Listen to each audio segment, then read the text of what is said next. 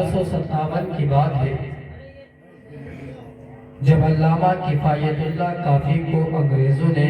مراد آباد کی سرزمین پر گرفتار کیا، اور گرفتار کرنے کے بعد جب آپ کی پھانسی کا وقت قریب آیا تو علامہ کفایت اللہ کافی نے انگریزوں سے مخاطب ہو کر یہ چند اشعار کہے تھے۔ ارشاد فرمایا تھا، کوئی گل باقی رہے گا نہ چمن رہ جائے گا۔ پھانسی کا وقت ہے، 1857 کی بات ہے، مراد آباد کی سرزمین ہے۔ کیا فرمایا تھا؟ کوئی گل باقی رہے گا نہ چمن رہ جائے گا، پر رسول اللہ کا دین حسن رہ جائے گا۔ بے شک فرمایا تھا، اطلسوں کا مخاب کی پوشاک پر نازا نہ ہو۔ یہ اطلس اور کمخاب قیمتی لباس کا نام ہے جن کو انگریز زیب و تن کیا کرتے تھے۔ فرمایا تھا، اطلسوں کا مخاب کی پوشاک پر نازا نہ ہو، اس تنے بے جان پر خاکی کا فرمایا تھا، ہم سفیر و باغ میں ہے کوئی دم کا چہچہا، ہم سفیر و باغ میں ہے کوئی دم کا چہچہا، بلبلیں اڑ جائیں گی سونا چمن رہ جائے گا، بلبلیں اڑ جائیں گی سونا چمن رہ جائے گا۔ اور کسی شاعر نے کیا خوب کہا ہے، جاگنا ہے جاگ لے افلاک کے سائے تلے، بے شک جاگنا ہے جاگ لے افلاک کے سائے تلے، حشر تک سونا پڑے گا خواب کے سائے تلے۔ اور کسی شاعر نے اتنا ہی خود کہا ہے، یہ شہادت گہے الفت میں قدم رکھنا ہے، یہ شہادت گہے الفت میں قدم رکھنا ہے، لوگ آسان سمجھتے ہیں مسلمان ہونا۔ یہ شہادت گہے الفت میں قدم رکھنا ہے، لوگ آسان سمجھتے ہیں مسلمان ہونا۔ اور مسجد کو بنا لی شب بھر میں ایمان کی حرارت والوں نے، بے شک اور مسجد کو بنا لی شب بھر میں ایمان کی حرارت والوں نے، من اپنا پرانا پاپی تھا برسوں میں نمازی بن نہ سکا، من اپنا پرانا پاپی تھا برسوں میں نمازی بن نہ سکا۔ اللہ رب العزت ارشاد فرماتا ہے، کل نفس ذائقۃ الموت، کہ ہر جاندار چیز کو موت کا مزہ چکھنا ہے۔ موت ایک ایسا لفظ ہے، موت ایک ایسا شبد ہے، موت ایک ایسا ورڈ ہے کہ جس کے تصور کرنے سے انسان کے بدن میں کپکپی پیدا ہو جاتی ہے۔ موت ایک ایسا لفظ ہے کہ جس کے بارے میں سوچنے سے انسان کا بدن لرزہ برانگام ہو جاتا ہے۔ اگر کوئی بندہ تنہائی میں ہو، اگر کوئی بندہ رات کے اندھیرے میں ہو اور وہ موت کا خیال کرے، موت کے بارے میں سوچے، موت کا تصور کرے، تو اس کا بدن لرزہ برانگام ہو جاتا ہے، اس کے بدن میں کپکپاہٹ پیدا ہو جاتی ہے، ایک ڈر پیدا ہو جاتا ہے، ایک قسم کی گھبراہٹ پیدا ہو جاتی ہے۔ لیکن یاد رکھیے گا، اس دنیا کے اندر کے دو قسم کے بندے ہیں، ایک تو وہ ہے کہ جس کا دل موم کی طرح نرم ہے، اور ایک وہ ہے کہ جس کا دل پتھر کی طرح سخت ہے۔ بے شک بے شک وہ بندہ کہ جس کا دل موم کی طرح نرم ہے، جب وہ موت کا یاد کرتا ہے، جب اس کے دل و دماغ پر موت کا خیال ہوتا ہے، اور ادھر فجر کے وقت میں مؤذن آواز دیتا، حی علی الصلاۃ، آؤ نماز کی طرف، حی علی الفلاح، آؤ کامیابی کی طرف۔ اور یہ بندہ ایسا ہے کہ جس کا دل موم کی طرح نرم ہے، جس کے دل میں قبر کا خوف ہے، جس کے دل میں موت کا ڈر ہے، تو یہ فوراً اپنے بستر کو چھوڑے گا، اپنے لحاف کو دور پھینکے گا، اپنی چادر کو دور پھینکے گا، اور فوراً مسجد کا رخ کرے گا۔ کیوں؟ اس لیے کہ اس کے دل میں موت کا ڈر ہے، اس کے دل میں قبر کا ڈر ہے، اس کے دل میں آخرت کا خوف ہے، اس کے دل میں اللہ کا ڈر ہے، جس کا دل موم کی طرح نرم ہے، فجر کی نماز ادا کرنے کے بعد اپنے کام و کاج میں مصروف ہو جاتا ہے، پھر ظہر کے وقت مؤذن آواز دیتا ہے حی علی الصلاۃ، اور نماز کی طرح حی علی الفلاح، اور کامیابی کی طرف، دل میں موت کا ڈر ہے، دل میں قبر کا خوف ہے، دل میں قبر کے عذاب کا ڈر ہے۔ یہ بندہ کہ جس نے فجر کی نماز ادا کی،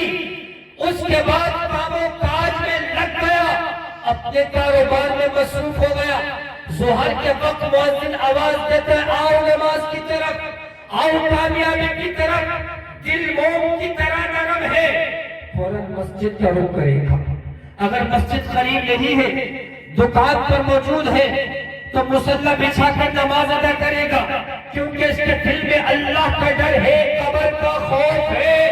پھر ظہر کی نماز ادا کرنے کے بعد یہ بندہ پھر اپنے کاروبار میں لگ جاتا ہے، پھر عصر میں آواز دیتا ہے مؤذن حی علی الصلاۃ، آؤ نماز کی طرف، حی علی الفلاح، آؤ کامیابی کی طرف۔ بندہ اپنے کاروبار کو چھوڑتا ہے، مسجد کی طرف جاتا ہے، مسجد کا رخ کرتا ہے، نماز عصر ادا کرتا ہے، سجدہ ریز ہو جاتا ہے اور اللہ کی بارگاہ میں مانگتا ہے، تو اللہ تبارک و تعالیٰ خوش ہوتا ہے اور کہتا ہے اے میرے بندے تیرے دل میں میرا خوف ہے، اے میرے بندے تیرے دل میں قبر کا خوف ہے، اے میرے بندے تیرے دل میں موت کا ڈر ہے، اے میرے بندے تو نے قبر کے خوف کی وجہ سے، تو نے موت کے ڈر کی وجہ سے، تو نے میرے خوف کی وجہ سے اپنے نرم گرم بستر کو چھوڑا اور نماز فجر ادا کر کے کام و کاج میں لگ گیا، پورا دن کام کرتا ہے۔ اللہ تبارک و تعالیٰ تو اپنے بندے سے اتنا محبت فرماتا ہے کہ نماز پڑھنے کے بعد اللہ یہ کہتا ہے اے میرے بندے اب تجھے تیری محنت کا اجر کسی دنیا دار کے پاس نہیں، اب تجھے تیری محنت کا اجر پروردگار کے پاس ملے گا۔ تو اللہ تو بہت محبت فرماتا ہے، انسان اٹھے اللہ کا خوف۔ دنیا میں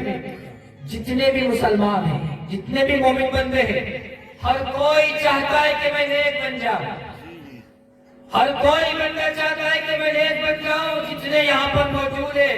آپ میں سے ہر ایک چاہتا ہے کہ میں نیک بنوں، اچھے کام۔ تو نیک بننے کا فارمولہ بھی یہ ہے کہ جس کے دل میں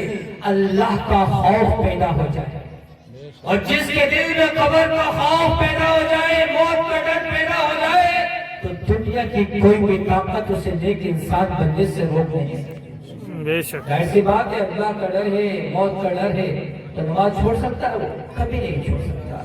نماز ادا کرے گا۔ لیکن ایک بندہ وہ بھی ہے کہ جس کے دل میں اللہ کا خوف نہیں، جس کے دل میں موت کا ڈر نہیں، جس کے دل میں قبر کا خوف نہیں۔ اس بندے کا حالت یہ ہے، خاص کر اگر نوجوان ہے تو پہلے تو پوری رات سوئے گئے نہیں،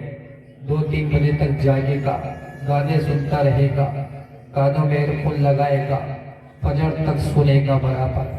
اور جیسے ہی مؤذن آواز دے گا حی علی الصلاۃ، حی علی الفلاح، آؤ نماز کی طرف، آؤ کامیابی کی طرف، پوری رات گانے سنتے سنتے گزار دی، پوری رات،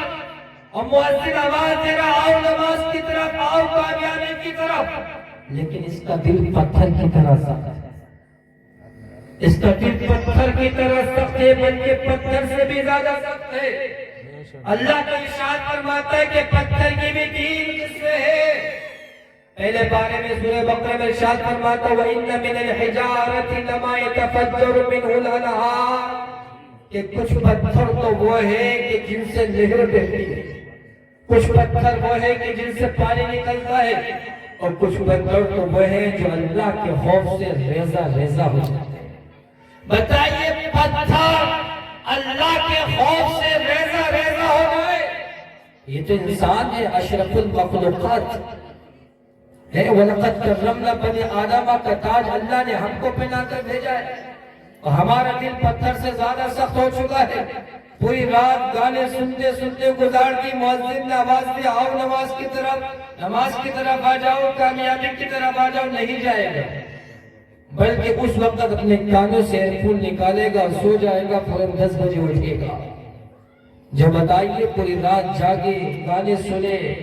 اللہ نہ کرے اس وقت میں موت آ جائے تو اللہ کی بارگاہ میں کون سا چہرہ لے کر جائے گا؟ اللہ اکبر۔ 10 بجے اٹھے گا تو پھر سوچے گا کہ میرے کاروبار میں برکت ہو جائے۔ کاروبار میں برکت کہاں سے ہو سکتی ہے؟ حدیث پاک میں تو یہ آتا ہے کہ فجر کے بعد سونا تندرستی پیدا کرتا ہے، فجر کے بعد سونا برکت کو ختم کر دیتا ہے۔ تو بتائیے انسان کے کاروبار میں برکت کہاں سے پیدا ہوگی؟ ہمارا دل اس قدر پتھر ہو چکا ہے، ظہر کے وقت میں آواز دے گا مؤذن حی علی الصلاۃ، نماز کی طرف، حی علی الفلاح، کامیابی کی طرف، لیکن اس کا دل پتھر سے زیادہ سخت نہیں جائے گا۔ پورا دن خرافاتوں میں لگ جائے گا، برائیوں میں لگ جائے گا، غیبت میں لگ جائے گا، چغلی میں لگ جائے گا، ظلم و زیادتیوں میں لگ جائے گا، ستائے گا، لیکن مسجد کا رخ نہیں کرے گا۔